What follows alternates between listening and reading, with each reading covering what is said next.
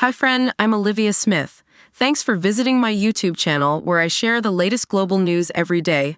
You can also read more news on TimeGlitter.com. You can find all the links in the video description below. Friends, don't forget to hit the like button, drop a comment, share with others, and subscribe to the YouTube channel. Now let's jump into today's news. News headline: El Salvador's Bukele tells U.S. conservatives to put up a fight. News details: El Salvador's president Nayib Bukele spoke at a big meeting of conservative people in the U.S. He said, "The people of El Salvador have woken up, and so can you." Mr. Bukele, known as the world's coolest dictator, won another term recently. He became popular for reducing crime and gangs. Since he became president in 2019, El Salvador became safer. But some groups say he jailed many people unfairly during his anti-gang efforts. Mr. Bukele talked at the main event of the Conservative Political Action Conference, CPAC, near Washington, D.C. This conference is important for conservatives, but it's also become very supportive of Donald Trump. When Mr. Bukele spoke, the audience cheered and gave him a standing ovation.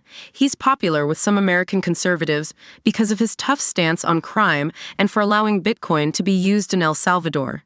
At a conference, Mr. Bukele talked about how the next U.S. president needs to be strong to fight against what he called dark forces trying to control the country.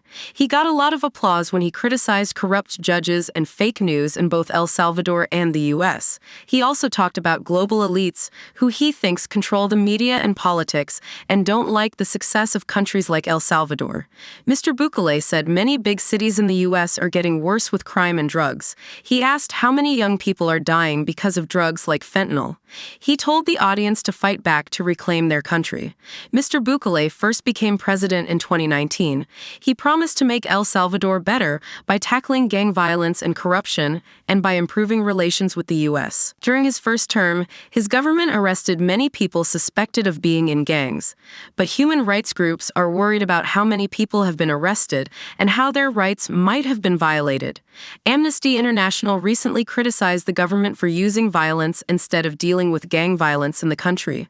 Mr. Bukele's second term as president was controversial because, according to the Constitution, he wasn't supposed to run again right away. However, in 2021, the Constitutional Court, which mostly supports him, said a president could run again if they stepped aside for a while before their second term. Mr. Bukele followed this rule by resigning as president a few weeks ago. He will officially start his second term in June.